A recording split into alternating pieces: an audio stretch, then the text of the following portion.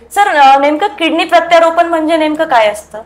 तर मुळात किडनी प्रत्यारोपण म्हणजे तिसरी किडनी बसवण्याची शस्त्रक्रिया आहे. किडनी ट्रान्सप्लांट करायचं असेल तर त्याच्यासाठी काही एज लिमिट आहे का?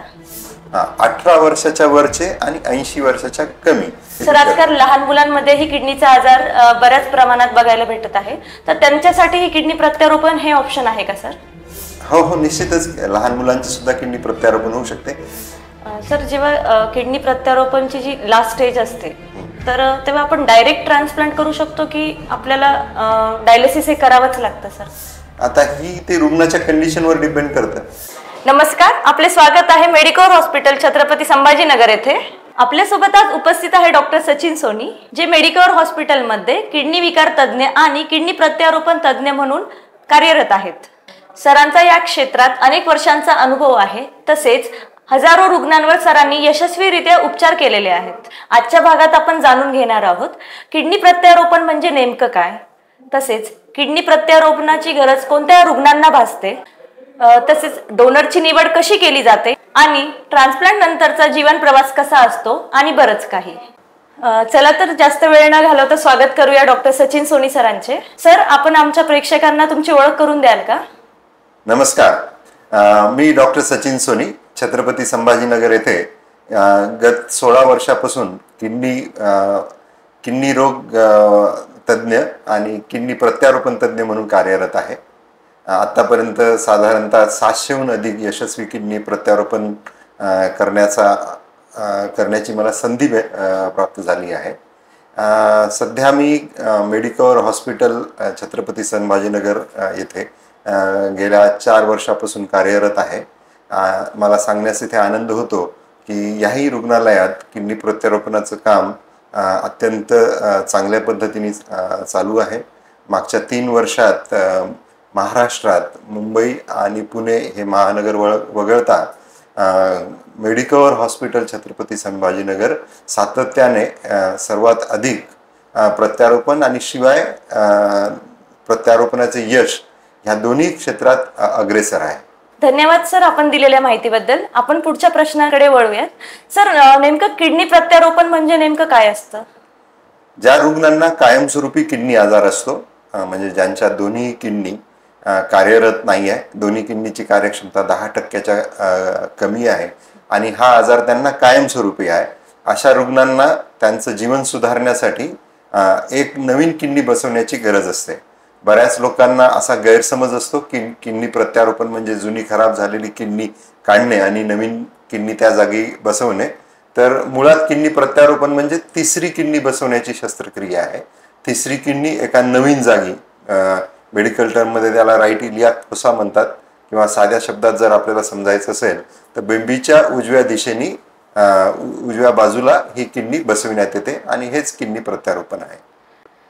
सर, किडनी प्रत्यारोपण करण्यासाठी नेमकं काय प्रोसेस आहे सर? म्हणजे किडनी प्रत्यारोपण करण्यासाठी जसं आपण बोललो आहे की हे तिसरी किडनी बसवण्याची शस्त्रक्रिया आहे, म्हणजे याच्यात एका किडनीची गरज असते. किडनी कुठून प्राप्त होऊ शकते?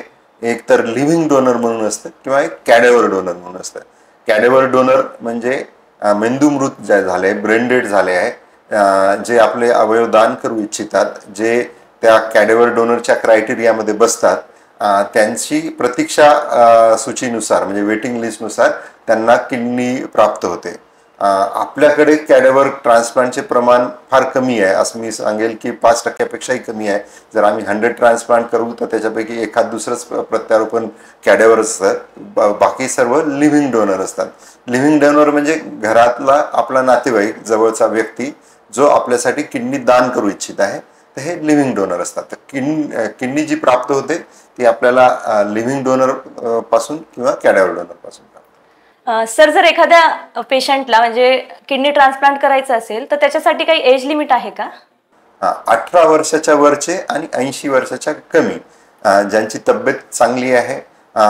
पूर्ण प्रत्यारोपणामध्ये डोनरकडे विशेष काळजी, विशेष लक्ष दिलं जातं.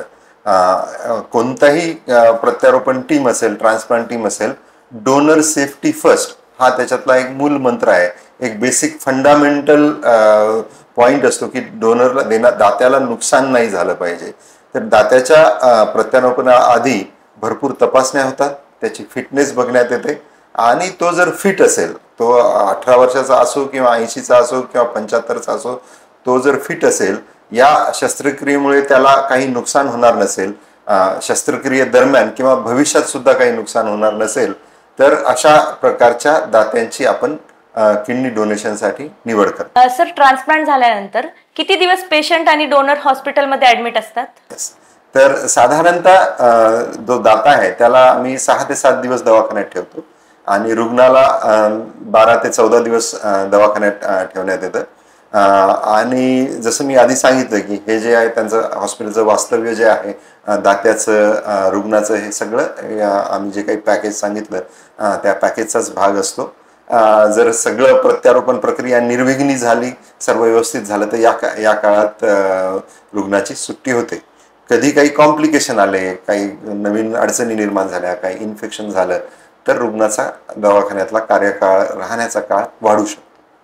सर, जेव्हा ट्रान्सप्लांट होतं, जेव्हा पेशंट हॉस्पिटलमध्ये ऍडमिट असतो, तर त्याची काही अशी विशेष अशी काळजी घेतली जाते का? निश्चितच हे फार महत्वाचं आहे. मी जसं सांगितलं की रुग्णाला इन्फेक्शनची रिस्क जास्त असते, तर मेडिकवर हॉस्पिटलमध्ये आपल्याकडे एक किडनी प्रत्यारोपणचं एक सेपरेट युनिट आहे आणि तिथे डेडिकेटेड नर्सिंग स्टाफ असतो.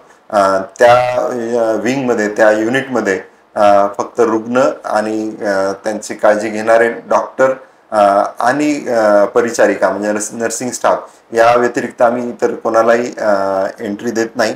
आणि याचं आम्हाला सातत्याने फायदा होत आहे. आपल्या रुग्णांचा इन्फेक्शनचा प्रमाण म्हणजे इमिजिएट पोस्ट ट्रान्सप्लांट इन्फेक्शन हे फार कमी आहे.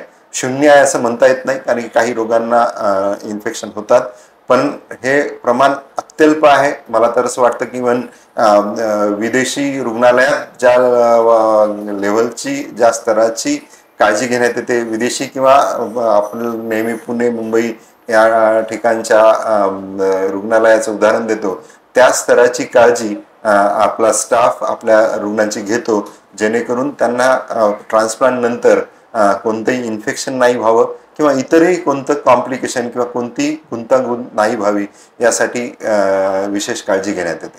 सर, एखाद्या पेशंटला जर डायबिटीज असेल तर त्यांचे किडनी ट्रान्सप्लांट होऊ शकते का? हो. आता जर आपण बघितलं तर किडनी आजारांचं प्रमाण मधुमेही रुग्णांमध्ये, डायबिटीसच्या रुग्णांमध्ये वाढत आहे. आमच्या युनिटमध्ये जरी पकडलं तरी जे डायलिसिस रुग्ण आहे त्याच्यापैकी 20-30% रुग्ण असे असतात की ज्यांच्या किडनी आजाराचं कारणच डायबिटीस असतं. पण आधी असा गैरसमज होता की डायबिटीस रुग्णांचं प्रत्यारोपण होऊ शकत नाही, पण प्रत्यारोपण आपण यशस्वीपणे करू शकतो आणि त्यांचा क्लिनिकल कोर्स इतर रुग्णासारखाच असतो. लोकांना ही सुद्धा भीती असते की डायबिटीस असेल तर त्यांच्या जखमा भरतील की नाही किंवा त्यांना पस निर्माण होईल का. तर आपण योग्य जर काळजी घेतली, जी आम्ही इतर रुग्णांची घेतो, अशा डायबिटीस रुग्णांची विशेष काळजी घेतो, तर आम्हाला असा काही फरक जाणून आला नाही.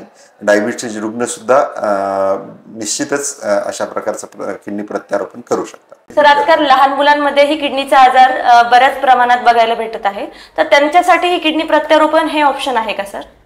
हो, निश्चितच लहान मुलांची सुद्धा किडनी प्रत्यारोपण होऊ शकते. परत मी हे सांगेल की आपल्याला आधी हे बघावं लागेल की त्याचा आजार तात्पुरता आहे की कायमस्वरूपी आहे. जर कायमस्वरूपी किडनी आजार असला तर किडनी प्रत्यारोपण लहान मुलासाठी तर सर्वोत्तम उपचार पर्याय आहे. मी जसं तुम्हाला आधी सांगत होतो की किडनीची कार्यक्षमता जेव्हा दोन्ही किडनीची 10% कमी होते तेव्हा आपण प्रत्यारोपण करतो, पण लहान मुलामध्ये जर आपल्याला असं आढळलं की हा कायमस्वरूपी किडनी आजार आहे ना, हा दुरुस्त होणार नाही आहे, तर अशा रुग्णामध्ये जर 30% जरी किडनीची कार्यक्षमता असली तरी आपण यांना प्रत्यारोपण सांगतो. याचं कारण असं आहे की जर प्रत्यारोपण झालं नाही तर त्यांची ग्रोथ होत नाही, तर त्यांना प्रिएम्प्टिव्ह किडनी ट्रान्सप्लांट असं आपण म्हणतो की म्हणजे किडनी आजाराची शेवटची स्टेज येण्याच्या आधीच आपण त्यांचं प्रत्यारोपण करतो, जेणेकरून त्यांची हाईट, त्यांची ग्रोथ ही व्यवस्थित व्हावी. अशा रुग्णांमध्ये इव्हन आपण रक्तगट विसंगत प्रत्यारोपण सुद्धा केलेलं आहे.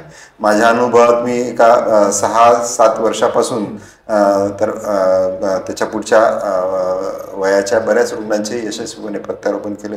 इव्हन रक्तगट विसंगत प्रत्यारोपण सुद्धा मराठवाड्यातले पहिले सर्वात कमी वयाचे यशस्वी प्रत्यारोपण आपण मेडिकवर हॉस्पिटल छत्रपती संभाजीनगर इथे केलेले आहे. सर, जेव्हा किडनी प्रत्यारोपणची जी लास्ट स्टेज असते तर तेव्हा आपण डायरेक्ट ट्रान्सप्लांट करू शकतो की आपल्याला डायलिसिस हे करावंच लागतं सर? म्हणजे आता ही ते रुग्णाच्या कंडिशनवर डिपेंड करतं. आज डायलिसिस करावेच असं काही नसतं, पण जर त्याला ओटी मध्ये घेण्यासाठी त्याच्या अॅनास्थेशिया फिटनेससाठी डायलिसिसची जर गरज असेल तर निश्चितच डायलिसिस न टाळता आपल्याला प्रत्यारोपण करता येणार नाही.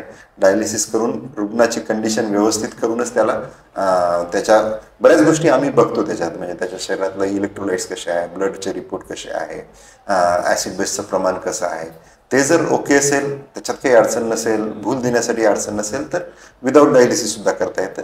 पण त्याच्यात जर अडचण असेल तर डायलिसिस केल्याशिवाय आपल्याला प्रत्यारोपण करता म्हणजे त्याला कोणत्याच शस्त्रक्रियेला घेता येणार. सर, मी मध्ये वाचलं होतं की तुम्ही HIV असलेल्या पेशंटचंही किडनी प्रत्यारोपण केलेलं आहे म्हणून. येस, खरं आहे. केवळ रुग्णच नाही तर इव्हन दाता सुद्धा हा HIV बाधित होता. तर HIV बाधित दाता, रुग्ण आणि रक्तगट विसंगत प्रत्यारोपण अशा प्रकारचं यशस्वी ट्रान्सप्लांटेशन आपण केलेलं आहे.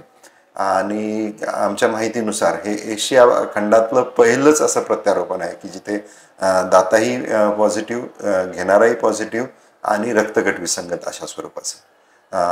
तर HIV बाधित रुग्णांचे सुद्धा आम्ही प्रत्यारोपण काही इव्हन इतर रुग्ण उपचार सुद्धा जसं काही डायलिसिस असो किंवा त्यांची फिस्चुला नावाची शस्त्रक्रिया असो, हे सर्व उपचार आपण मेडिकवर हॉस्पिटल छत्रपती संभाजीनगर येथे करतो. सर, आपण वेळात वेळ काढून आम्हाला किडनी प्रत्यारोपणाबद्दल मोलाची अशी माहिती दिली आहे, त्याबद्दल मनपूर्वक आभार.